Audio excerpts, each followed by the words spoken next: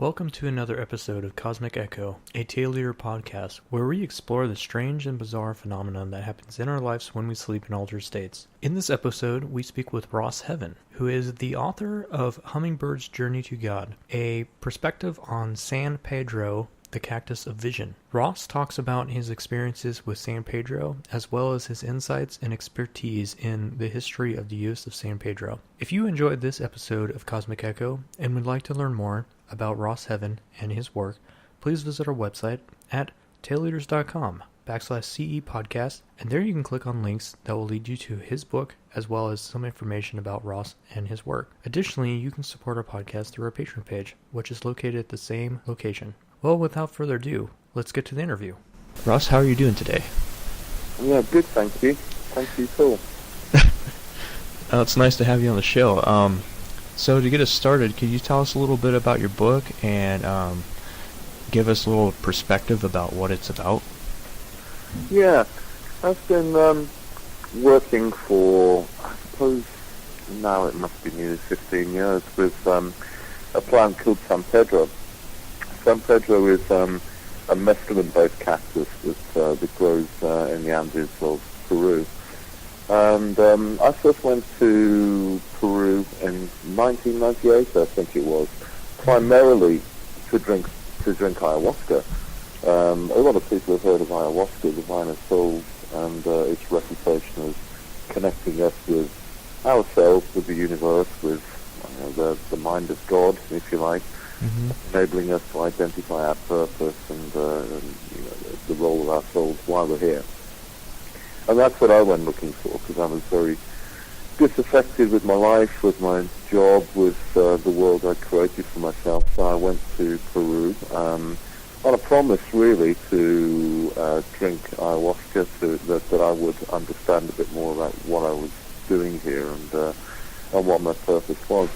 But it was strange, actually, because the first night I arrived in Lima, in the capital, before I made the journey down to Quito from the rainforest, I happened by chance to meet a guy who was a shaman, but he was a San Pedro shaman, and offered me a ceremony after we got talking a little while. So in the deserted ruins overlooking Lima, we did an all-night ceremony there with San Pedro. So actually I went in search of ayahuasca. Ended up the first plant I ever drank was San Pedro in Peru. But I was still anticipating great changes from ayahuasca, so I tended a little bit to overlook what San Pedro was teaching me. And in fact, I think unless you've drunk ayahuasca a few times, it's harder to really identify with San Pedro and its teachings. I learned that, as you said, that was with hindsight. But it was enough to intrigue me what San Pedro had to tell. For a number of years now, I've gone back to Peru, and now I take groups back there as well, and drunk San Pedro again. And what I think San Pedro is really excellent for, compared to ayahuasca, is this, that ayahuasca will show you all the possibilities of the universe and all the options available to you, and all the choices that you have, because, well, the shamans in Peru have a saying that the world is as you dream it. And that's correct.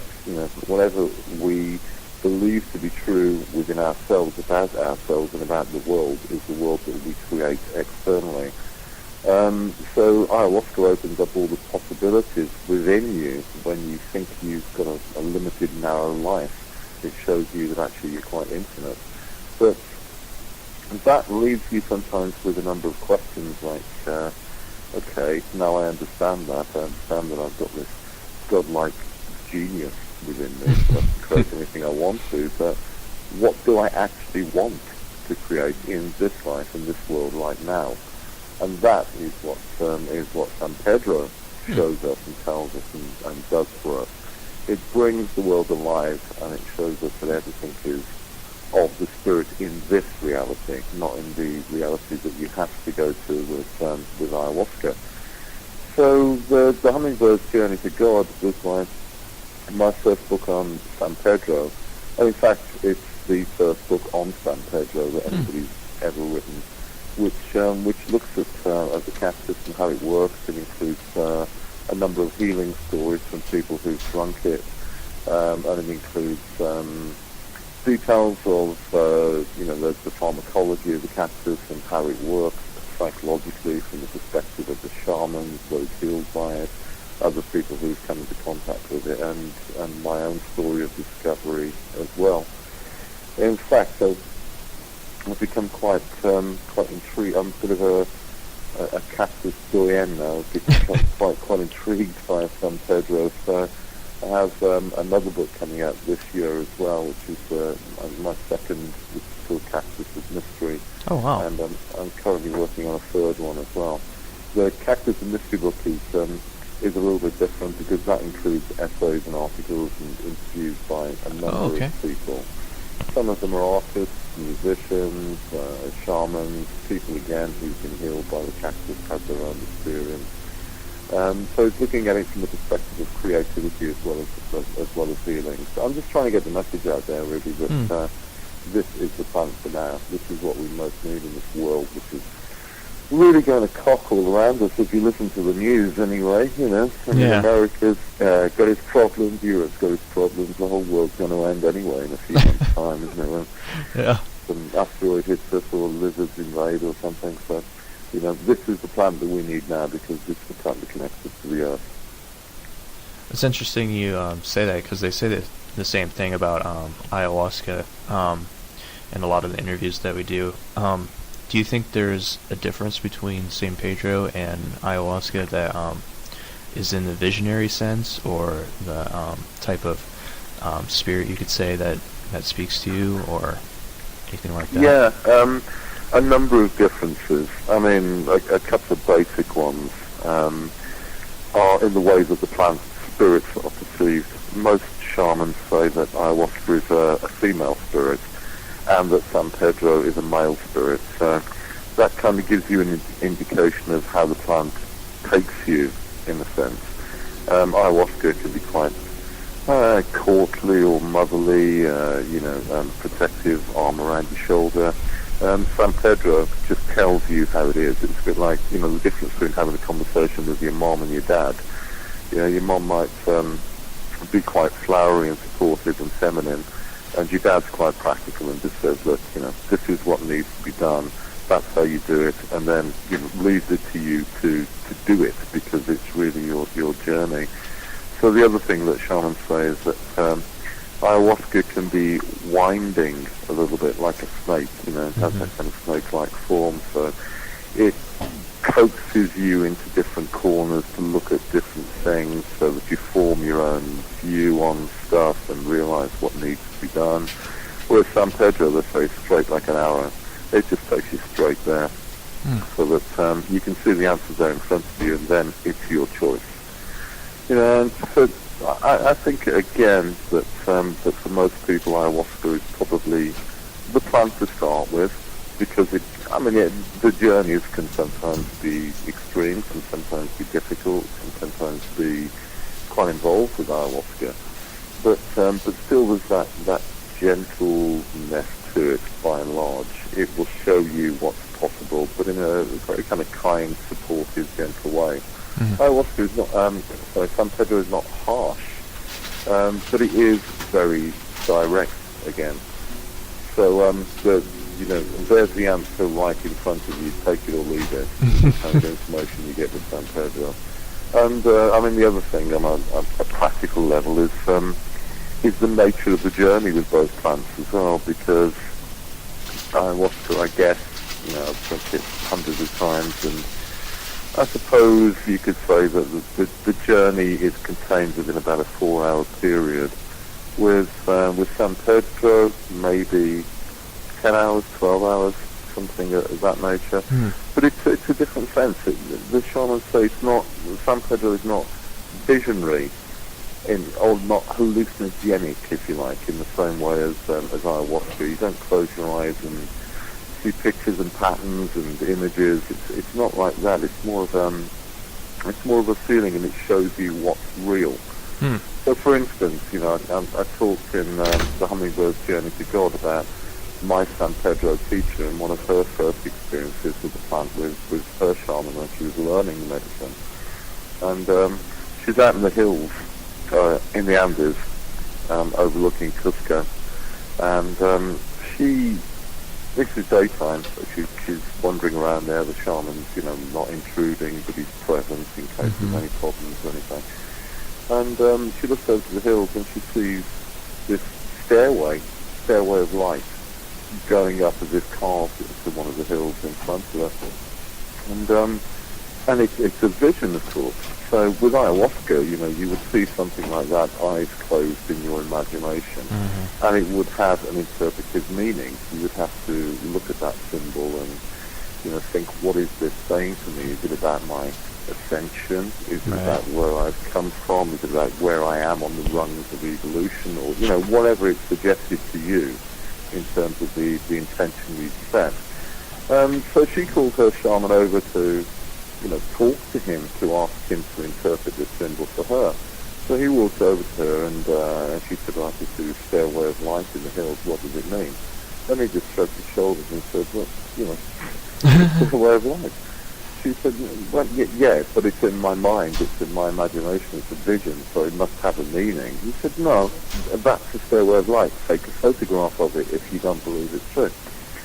So she took a photograph of where she perceived the stairway of light to be, and she got all about it, had the film developed some months later, and when she's showing the film of her adventures to other family members, one of them looks at this particular photograph and just goes, oh, wow, what is that?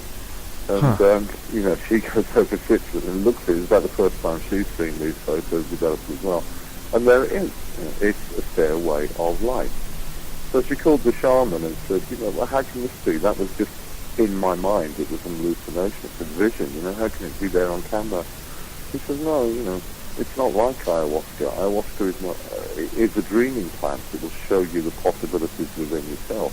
What San Pedro does is it shows you the world as it truly is, but you don't see it every day in that way because we're very narrow-minded, we're socialized, we're taught to look at the world in a particular way, and if we don't believe that something is true, we won't see it.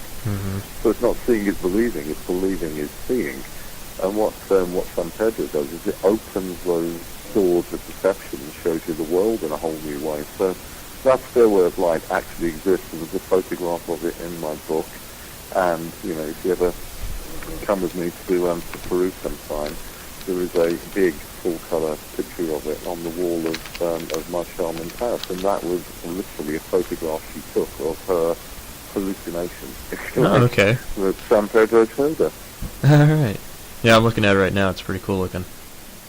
In your book, it says in the back that you have a background in psychology. Can you tell us a little bit about that, and then how that may have helped you, or how that kind of affected you during your time with San Pedro?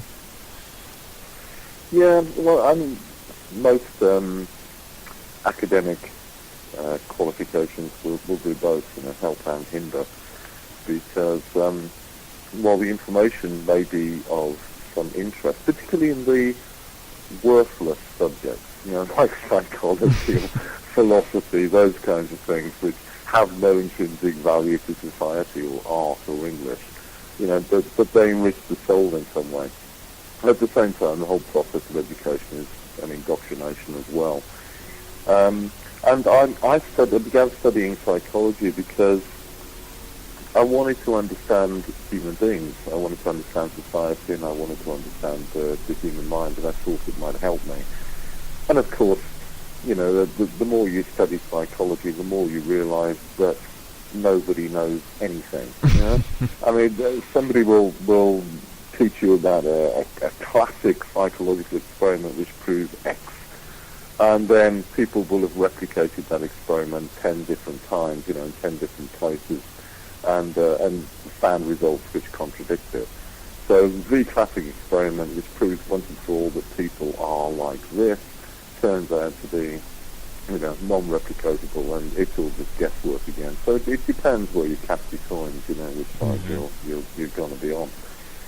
But it turns out that the university I went to only had a very small psychology department at that time, but was run by a guy who was interested in altered states, interested in the work of John Lilly, interested in Zen meditation, interested in trance.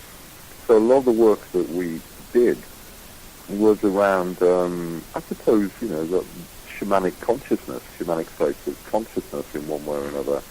He was a Buddhist as well, very into Buddhist philosophy and very into meditation and how that could affect brainwave patterns. And it turns out now, some years after I worked at that university, that it has now become a huge psychology department and a world centre of excellence for transpersonal and paranormal psychology. Oh, wow. In fact, in the Hummingbird Journey to God, and in the new book in particular, Cactus of Mystery, there's a guy in there called Dr. David Luke, who was writing in the latter book, Cactus of Mystery, about some experimental work that he's done with San Pedro and precognition, because his view is that if you take San Pedro, you will be able to see the future and divine the future. And he did a perfectly controlled in psychological terms, right, psychology experiment to test that hypothesis and find that it is true, to a remarkable degree past chance. And David Luke, I met by chance, coincidence, accident, synchronicity again. And it turns out that he went to the same university as me, years after me. And it's now quite a huge and well-respected university. When I was there, we were just kind of bumbling along doing weird experiments in weird laboratories, but he's becoming quite a well-known expert on parapsychology, I suppose, beyond psychology, as a consequence of studying there. So it helps and hinders, but it's like any subject that you take at any university that you go to, eventually you have to make up your own mind, because again, the world is how you dream it, and you'll create any experiment to prove yourself right, and somebody with a different perspective will come along and prove you wrong. And it's like mainstream science, I don't know what it's like where you are, but in the UK, scientists week after week announce the results of some new experiment which proves that, which proves that, for example, you should not drink more than 2 glasses of wine per week. And then the week after that, there's another experiment that says you should drink a glass of wine per day. Both of these are good for your heart, not drinking more than 2 glasses and drinking a glass a day is good for your heart. Avoid butter was another one. Only have margarine because butter's bad for your heart. Now they're saying only eat butter, don't eat margarine. There is nothing, there is no evidence of anything, there is no proof of anything whatsoever. Life is just made up, It doesn't matter what the stuff is that you gather around yourself, if it's a stethoscope and a white coat or the hand-on collider, it's all bloody guesswork. So you form your own view of this stuff all along, so psychology is as useful or as useless as you want to make it, really. I'll go for that. Getting back into San Pedro, can you give us a little history of the plant and maybe some of the science that you talk about in your book? Yeah, San Pedro, we've known about San Pedro, or let's say there are archaeological artifacts around San Pedro, carvings, paintings, ritual objects which have been discovered, which go back about 3,500 years.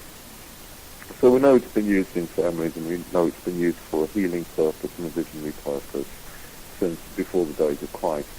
In those days, it was known by the name Wachuma in the local dialect. Wachuma simply means busy, right? It doesn't give you a description of what the plant is, and that's part of the mystery around it. It doesn't say this opens the doors of this perception, or this will show you God. It just says it's going to make you a bit dizzy.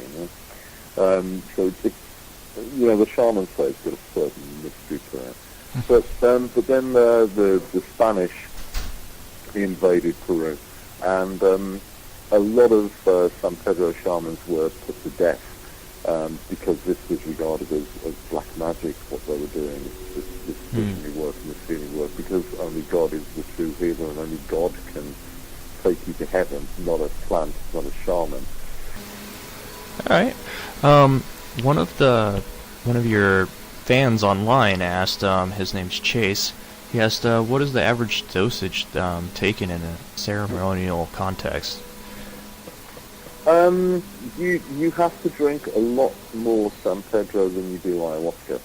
Ayahuasca, you've probably only got a couple of mouthfuls, if you're lucky. If you don't want to taste it, because it doesn't taste that sweet, you can gulp down the measure of ayahuasca in just a couple of mouthfuls. With San Pedro, you're probably drinking maybe a third of a pint of this.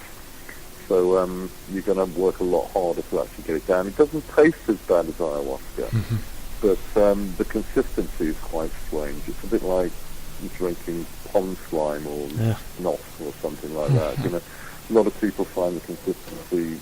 I don't mind it actually. It's relatively tasteless, and I know that it's worth drinking as well because I've enjoyed many journeys with San Pedro. But you have to drink a lot more of it, but it lasts a lot longer too. So an average journey, I guess, with San Pedro will be 10 to 12 hours. Wow. Ayahuasca, maybe 4. Oh, okay.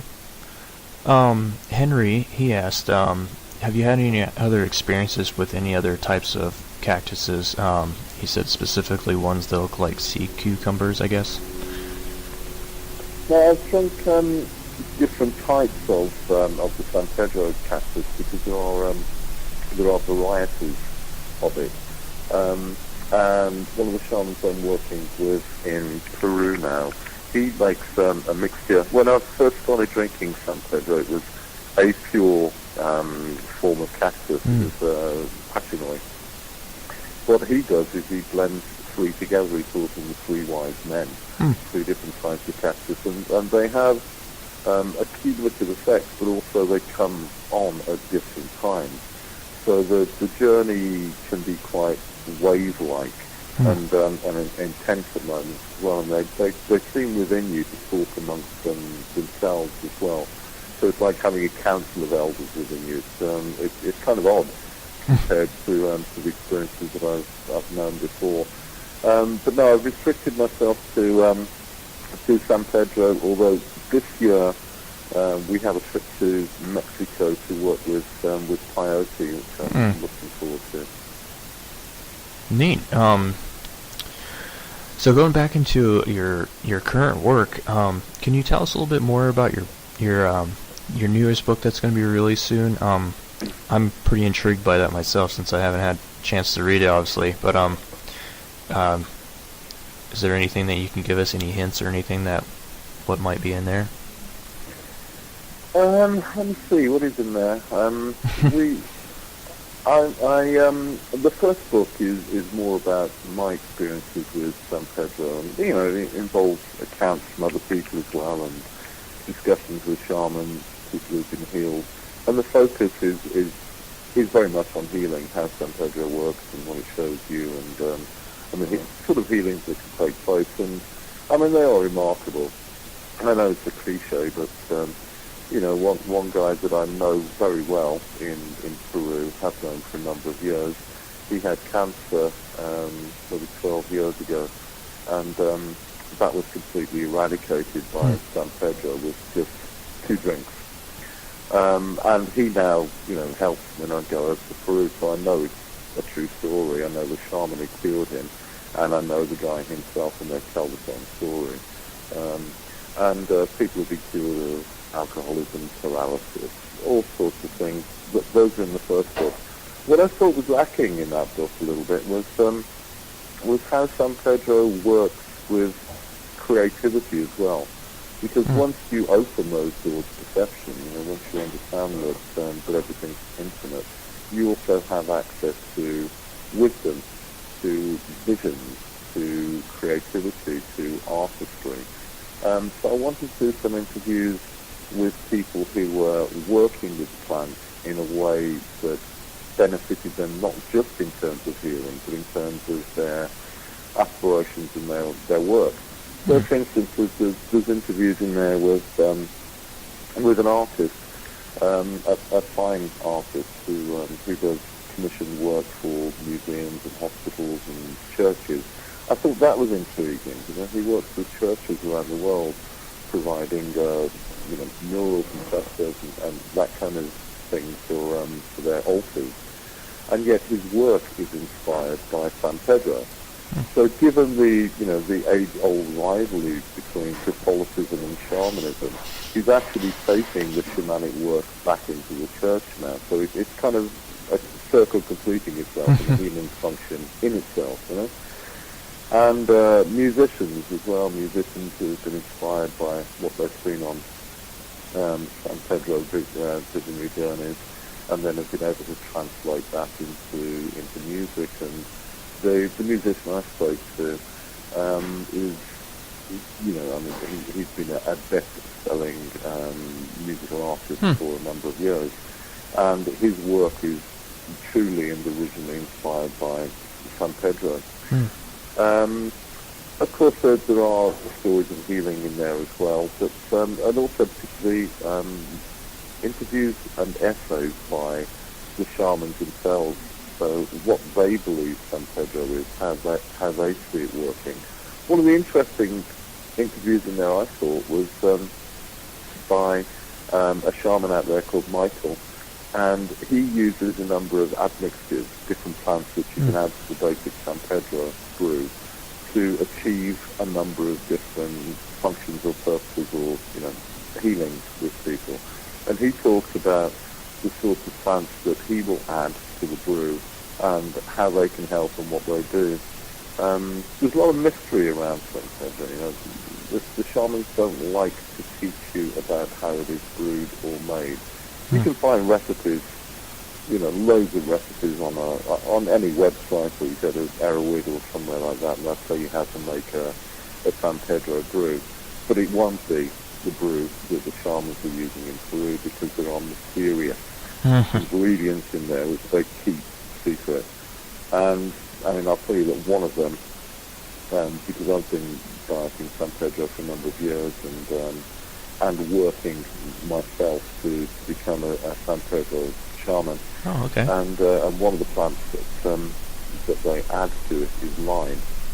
Just a common lime. Now I'm dieting lime at the moment as we speak. On a lime diet. Oh, and man.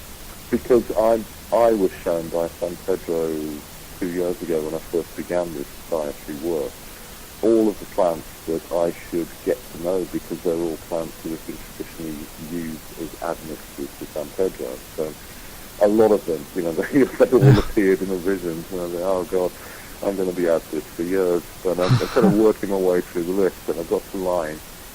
And lime, you can try this yourself, or your listeners could try it yourself. If you squeeze 3 limes into a glass of water, if they're sweet limes, that'll be fine, just drink it. If you really need to, because it's too sour for you, you could add a little bit of pure honey to it. Now, you drink that in the morning for 3 days consecutively, and what you'll find is that your dreams become incredibly colourful, incredibly clear, and contain a lot of healing information for you. And this is the difference again between shamanism and science, I suppose, because a scientist will want to look at San Pedro in terms purely of the mescaline content, because they believe that is what gives you the visionary experience, This is what changes our perception. They'll ignore everything else in there, but San Pedro has a bunch of other compounds and ingredients within it besides just mescaline, so we're taking out a tiny bit of what that cactus can do. And in the brew, there are other secret plants added in to make the base mixture, one of which is lime. Now, I can tell you from my own experience just of dieting lime, that in itself produces a San Pedro-like experience. So maybe, it's actually the lime that does the work. And if you're drinking San Pedro in the ceremony, actually maybe, in a sense, San Pedro is the carrier to enable the lime to work, because there's not much difference except you're asleep and dreaming rather than awake and wide-eyed between the experiences that lime give you and the clarity and colour of the visions to San Pedro itself. So, there's something you can do which will enhance your dreaming experience. So, are you just eating and drinking lime itself during this period of time that you're or you're doing the lime diet, or are you actually eating other foods with it too, or? Well, there's some information on dieting I think there's some in the Hummingbird's Journey to God. There's definitely a whole section on dieting in the new book, Cactus of Mystery. It's not a complicated procedure to diet, but there are some foods that you have to avoid, and some activities as well in order to develop a proper connection with the plant. But you don't have to fast completely. You can eat other foods if you want to, but I prefer to fast because what you're trying to do on the diet is make a connection with one particular plant. So, I mean, for instance, it could be any plant at all because every plant has a spirit. So let's say you're dieting thyme or basil or mint or something like that. And then, as part of your normal eating regime, you're eating chilies and onions and garlic and all that kind of thing.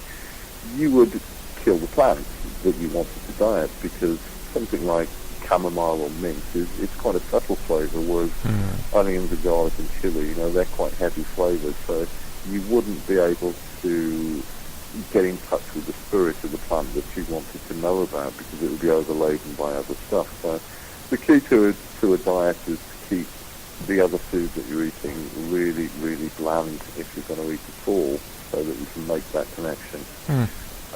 So, just to take no chances on it, I prefer just not to eat. Oh, great. Well, Ross, is there any place that people can get these amazing books of yours? Any websites or anything like that? I've got a website. Yeah, my website is thefourgates.org.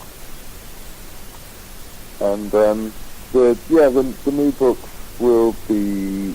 They may call for the publication date, but San Pedro book, Cactus of Mystery, is up at Amazon now. Anyway, it's being advertised with a publication date of December, but it may be earlier than that. The book on salvia should follow immediately after that, so probably in January, that kind of time. Oh, great. Well, thanks so much, Ross, for allowing us to interview you on our show, and it was great speaking with you, and I really enjoyed your book. It's a great thing to have in our society, and a lot more people, I think, should definitely read that. So thanks so much. Yeah, I think that a whole heap, I'm a bit biased, but a whole heap more people could really do with drinking some San Pedro. Now is the time, I think, or now in the coming couple of years, when San Pedro will be the plant that will be very important for us in terms of knowing our future and making that future. Ayahuasca, as I say, gives us the possibilities, so that everything's possible. So what San Pedro does is say, from that infinite array of possibilities, this is what you ought to be doing as a human being on this planet now. And that's the more important thing, I think, particularly the crises going on at the moment. The time for dreaming is, always going to be present, but we need some practicalities now as well. We need new men and women on this planet, and that's what San Pedro can help us with. So it's a good time to be drinking right now. Yeah, definitely. Well, thank you so much. Okay, good, thank you.